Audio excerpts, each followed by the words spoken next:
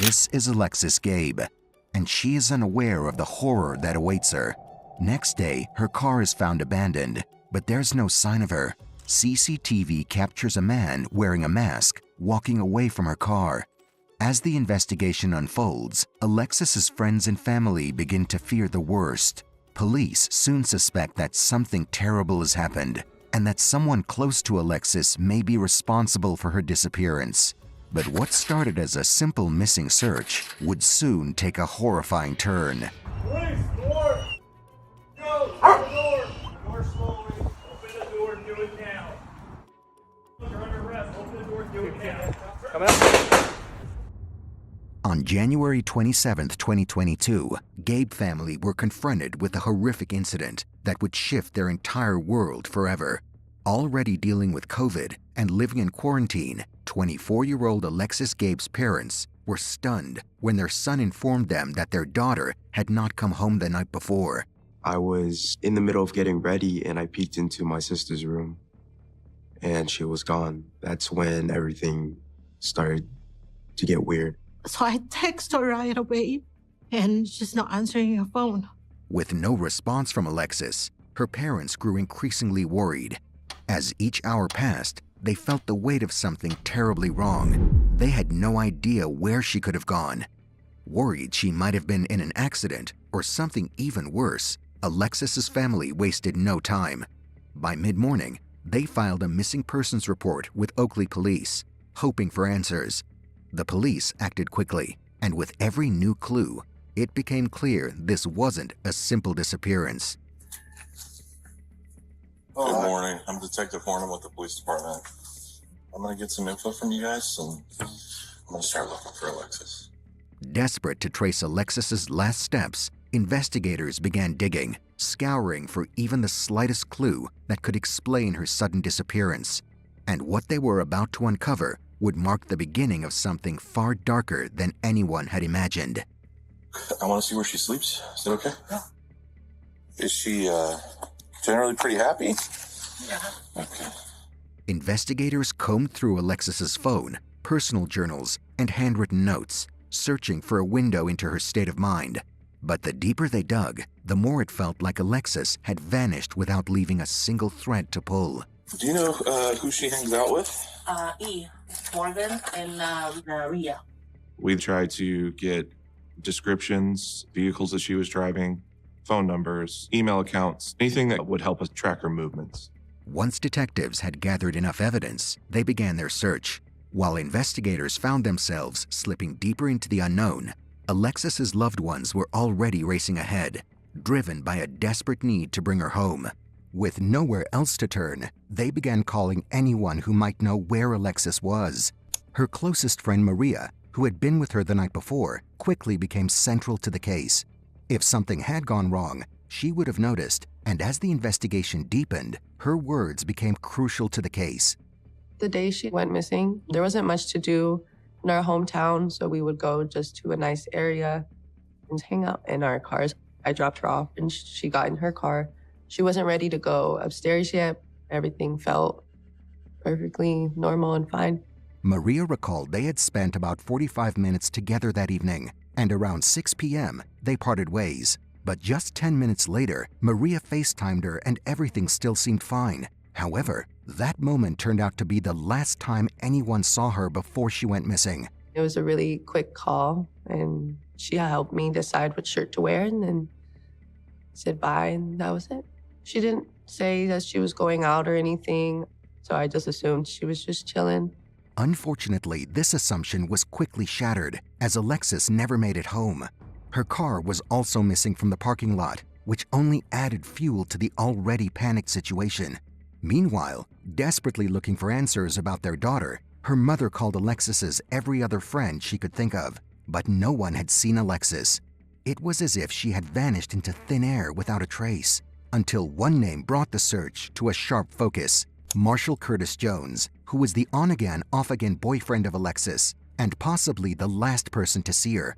When I called Marshall, he said, yeah, I'm with her last night, and she left around 9 o'clock.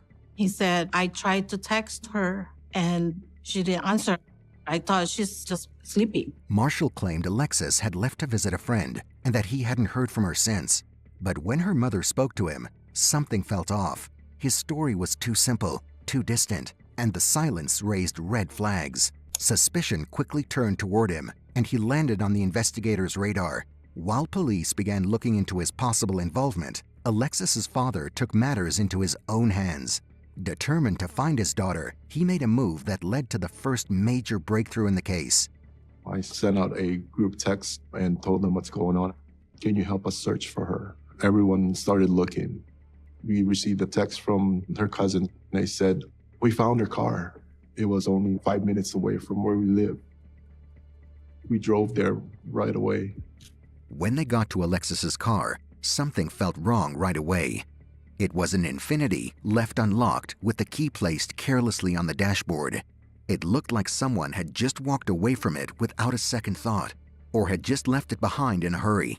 It didn't feel like a mistake, but more like a message. At that moment, her family feared the worst, thinking that what they were about to find inside might confirm their deepest fears. We were all just scared because this is something Alexis wouldn't do. I told my son, open the trunk. He just looked at me. He opened it. It was empty. But that brief moment of relief was shattered almost instantly.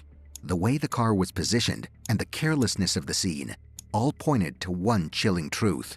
Alexis was not the one to park her car there, but someone else had. No one could be sure what had happened on Alexis's way to Maria's, or whether she had even gone there or not. However, with this finding, every silent hour whispered something sinister, and the clock was ticking. Soon, detectives also arrived at the scene, and they quickly sensed something was wrong. Alexis was not just missing, but in danger. Something wasn't right. There was more to this than a regular missing persons investigation. Inside her car was a clue no one wanted to find. A single shell casing resting where it shouldn't be. It didn't just point to danger, but also changed everything, suggesting there was much more at play than met the eye. Alexis had no guns registered to her, and they were actually in very odd areas of the vehicle. One was located essentially right on the steering column near the speedometer, and one was actually in the trunk. However, there were no signs of blood or a struggle in or around the car, which only added to this complex theory. These puzzling clues kept police on high alert, as the leads they had just found grew less coherent with each passing hour, and the clock was ticking for Alexis. What started as a search for a missing woman had turned into a hunt for the truth behind something far darker. Investigators now hoped that surveillance cameras or witnesses in the vicinity of where the car was found could provide them with answers. Fresh out of college, Alexis was balancing part-time work with big dreams and holding out hope for the break that would finally launch the life she was dreaming of. But her dreamy future had to wait, as right now, all that mattered to Alexis's loved ones was finding her and bringing her home safely. Hopes dimmed when officers scoured the streets near her abandoned car and discovered her things discarded almost like a warning. The shattered phone screen was 200 yards or so from the car, and the cell phone case was located in our neighboring town of Antioch. The phone screen was hard to determine, but we knew that that phone case was hers. She actually drew the art that was on that cell phone case. It wasn't just broken. Rather, it appeared to have been intentionally destroyed, as if someone wanted to silence Alexis. When detectives reviewed her phone records, they finally learned when that chilling act had occurred. Her phone was actively pinging all the way up until about 9:30 that night, and that's when we stopped receiving pings and got no further information.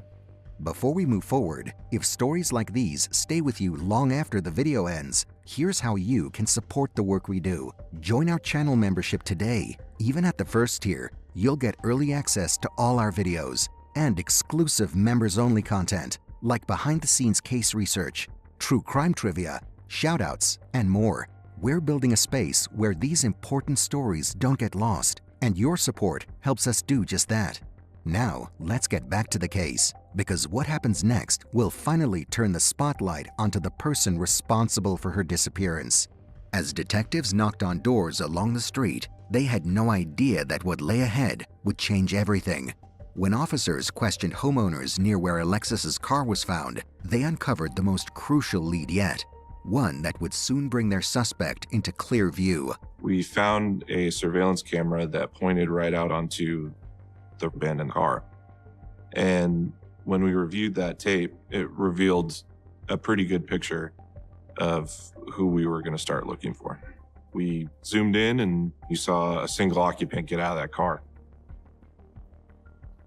Black and white nighttime surveillance video. You could see a man wearing a large coat. But that shadowy figure would soon become the center of a growing storm.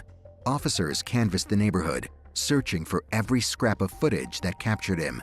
The more they uncovered, the more he seemed like a carefully calculated threat. With each new clip, a chilling theory emerged that whoever this man was, he hadn't simply parked her car and walked away, but he had abducted Alexis. Detectives raced to trace his silent escape as he vanished into the shadows without a trace. But above all, police hoped that any of these videos would hold the single clue to finally unmask him. This person was slender and a little bit taller. You can start to estimate a height and weight, how they carry themselves, their gait, the body mechanics as they move. Unfortunately, they were unable to get a clear look at him to determine his identity. Every frame and angle revealed the same thing: a figure moving with intent, his face carefully concealed behind an N95 mask. He hadn't just hidden his identity, he had planned it, leaving officers with more questions than answers. It makes our job incredibly difficult. But we kind of took it in stride, and we were determined to make sure that we found out who this was. They could feel the pressure mounting, and detectives knew every minute without answers pushed Alexis further out of reach. They had to act fast if they wanted to bring Alexis home alive. Just as they zeroed in on the faceless man in the mask, a disturbing tip came in. One of Alexis's friends had uncovered something alarming on social media, and it was about to shift the entire direction of the investigation. A friend of Alexis's had received a message that was from Alexis's Instagram account that she was actually being held captive. Upon finding this lead, police were baffled, and it was only going to take an even more complex turn when she revealed what was written in those messages. The friend would message Alexis's Instagram account, and someone else would reply, saying that she was kidnapped. They were seeking ransom, and if the ransom was not met, her remains would be found somewhere before 6 a.m. that morning. The message was chilling, and it fit perfectly with the troubling evidence surrounding her disappearance, sending shivers down the investigators' spines. Everything about it mirrored the darkness they feared had already taken Alexis. Investigators began to fear that the masked man seen abandoning her car wasn't acting alone. In a desperate rush, they tracked the digital signal, and what they found would leave them with more questions than answers. We get a very large amount of information back from Instagram, data that would help us in hopefully getting Alexis's location. There was pings that were coming up from Alexis's iCloud account at a local park. But when officers searched the area, the silence that met them upon arrival was deafening. There was no sign of Alexis or anyone. Then came the gut punch. A closer look at the data shattered their hopes, leading them to a dead end. When we looked a little bit further into the IP addresses who were posting these ransom demands, those IP addresses were not local. They actually came from somewhere in Europe. The data revealed a hard truth. Those disturbing messages had no connection to Alexis's disappearance. It was the kind of revelation that left investigators cold. The terrifying messages that once hinted at a breakthrough were just meaningless distractions, while Alexis remained missing. When we got the return back from Instagram, the account actually was hacked. It was just some scammer just trying to get money. The internet is very cruel. Determined not to be trapped by the dead end's suffocating grip, the team poured every ounce of effort into the case until a new lead finally pierced the darkness to reignite the investigation. A young man found the same shoes that Alexis was wearing. They were the exact match. The green and black Air Jordans matched Alexis's shoes perfectly, but the confirmation was still required to prove that they truly belonged to Alexis. To unravel this mystery, it was sent for testing that would unearth a revelation no one expected. We were able to go collect these shoes, swabbing for DNA and sending that off to our local crime lab. We did not find Alexis' DNA on those shoes. The sneakers did not belong to Alexis. Instead, it was just a strange coincidence, leading to a major setback for the officers. By now, they had already received countless leads, all of which had led to dead ends. Yet this frustration only fueled the officers' determination to find Alexis. And soon, their persistence would pay off with a breakthrough that pulled the investigation back from the brink. Although the detectives hadn't found any direct evidence, they already had one final thread. Alexis's car was abandoned at the scene. Driven by the only lead in hand, investigators turned to security cameras that might have captured Alexis's movements. What they found in those silent frames guided them to a chilling trace she unknowingly left behind. They found numerous videos showing Alexis at a convenience store all the way to her final destination. It was shortly after 6:30. She's at the pumps at the gas station. Then we catch her on surveillance video going into her ex-boyfriend's neighborhood. That surveillance video also revealed a key timeline, that Alexis had arrived in Marshall's neighborhood around 6:45 p.m., possibly her last known location. However, according to Marshall, she had left his home at 9 p.m., and just 30 minutes later, her car was found abandoned in Oakley at 9:30 p.m. Somewhere within that narrow window, Alexis might have encountered her deadly attacker, and these critical minutes became the main focus. But what seemed like ordinary information held the key to unmasking a long-buried suspect or evil man, frame by frame. We were knocking on doors, looking for video surveillance, talking to neighbors, trying to get somebody that had a camera that captured Alexis leaving or captured anything that may have happened at that house. And we came upon this house right here, which has a camera that gives us a good vantage point to capture Alexis' comings and goings. At this moment of search, detectives were not aware that the owner of this particular residence, who was also a Marshall's neighbor, was about to illuminate something unsettling. It was when the detectives inquired about the CCTV footage, and she told them Marshall had also requested to review it. This immediately sparked a question, but the detectives had their answer in a line that had gone unnoticed until it surfaced with a chilling clarity. We learned that he was asking about how far the camera covered. He was asking about the quality, asking about how the motion capture works. It was a very suspicious line of questioning. That was very concerning to us. The detectives' concern did not stop there, as the neighbor also revealed that once Marshall had learned that the camera's motion sensor had not captured anything that fateful night, he seemed relaxed. His behavior only added to the mounting suspicion, making it impossible to leave him anymore. Do you know where she may be? I have no idea where she could be. I don't know. You see her leave? Yeah? He was sweating and overall very nervous. Their conversation with Marshall prompted them to bring him in for a formal interview. Although he initially hesitated to surrender his phone, he eventually gave in and was taken into custody. Afterwards, as they stepped outside, they spotted his SUV parked outside the station, and without wasting a moment, they were prepared to search every corner of that vehicle until one chilling statement froze them cold.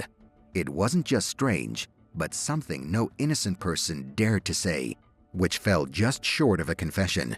Detectives noticed a pile of blankets in the trunk, giving rise to the chilling thought, if he needed to hide the body, this space would be the perfect spot. But just as that idea crossed their mind, Marshall said the exact words that terrified even the seasoned officers.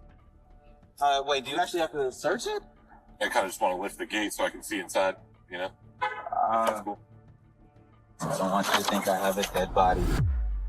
However, despite their growing concern, a thorough search of the vehicle yielded no result and turned up no clues connected to Alexis's presence.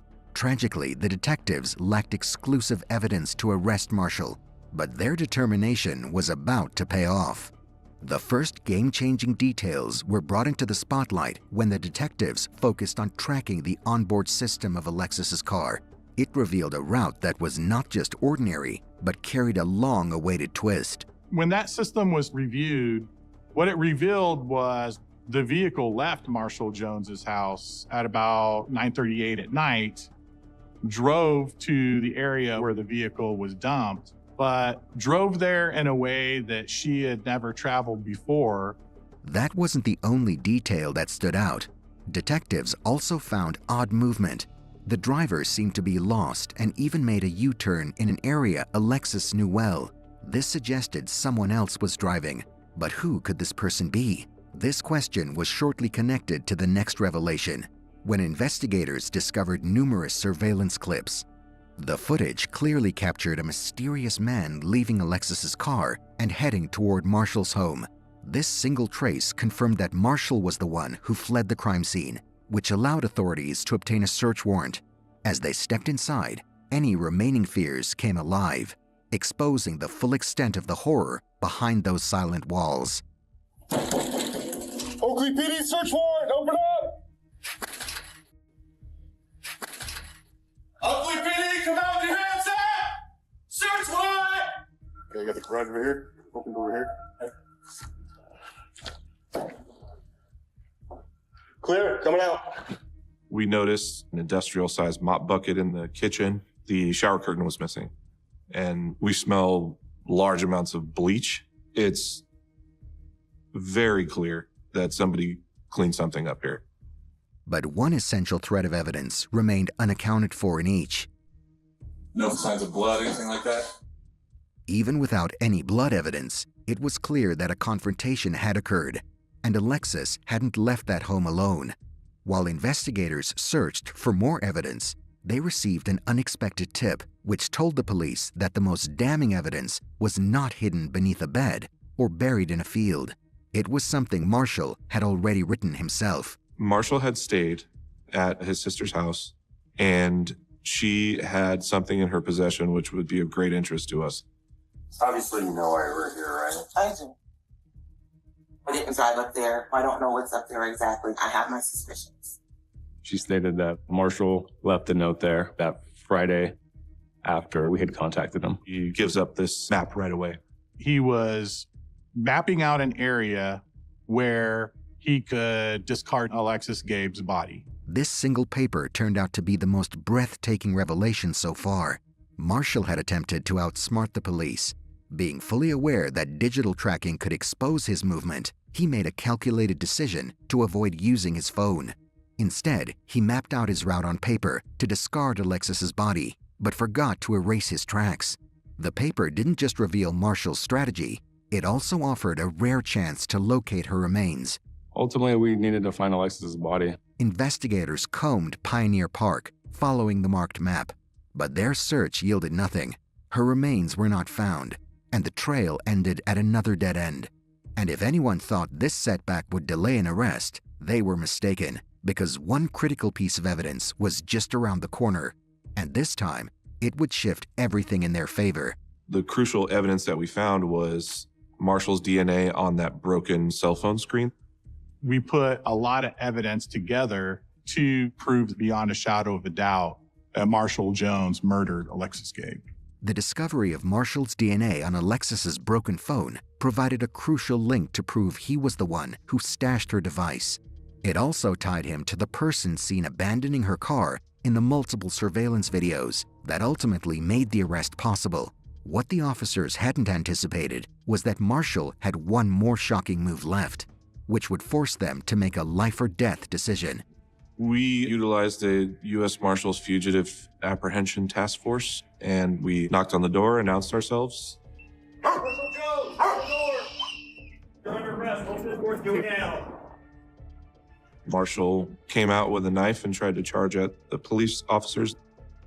They defended themselves and they shot him and killed him. Police, door! Marshall Jones, open the door! Door slowly. Open the door, do it now. You gone? Jones, you're under arrest. Open the door, do it now. Come out.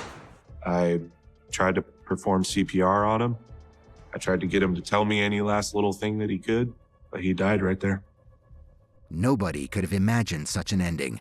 In spite of everything, the justice for Alexis still hung in the balance, and it would take nearly 10 months for a new lead to emerge when the detective finally received a tip which led to the gruesome discovery.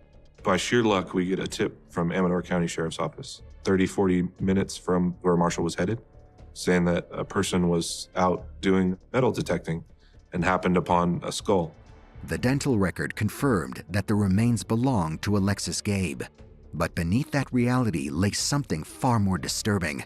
They discovered Alexis had been dismembered, likely after being strangled by Marshall.